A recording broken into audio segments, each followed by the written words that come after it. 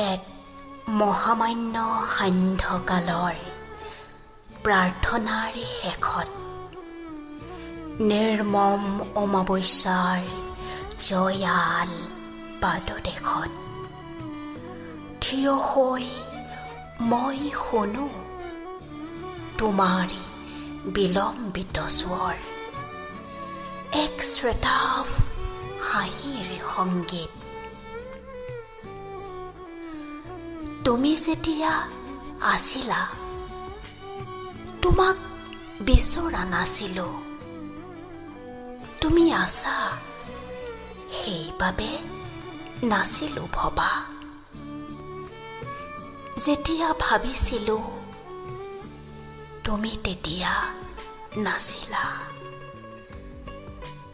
বাৰে বাৰে খেদ হয়, কিয় তোমাৰ সতে মই কৰ্মৰ্তন নকৰিলো, দিব নোৱাৰিলো এটা চালাম। বিষ্ণু ৰাভা। আজি বাৰে বাৰে প্ৰশ্ন কৰিছো নিজক, মোৰ অক্ষমতাক, মোৰ দুৰ্বলতাক জগৰীয়া কৰিছো, তিৰস্কাৰ কৰিছো, নিন্দা কৰিছো।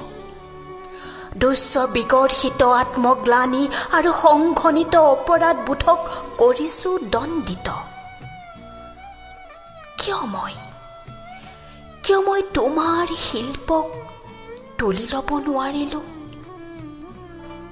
কিয় মই তোমাৰ সতে এবাৰো কৰ্মৰ্তন নকৰিলো, দিব নোৱাৰিলো এটা চালাম?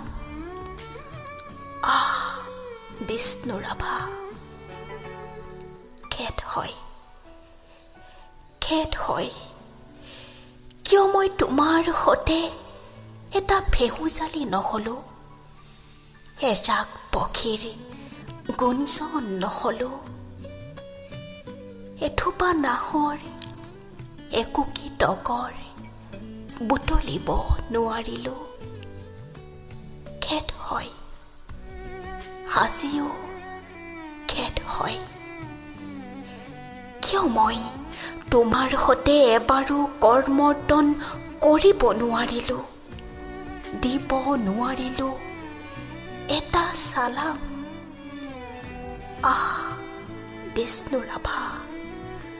বিষ্ণু ৰাভা।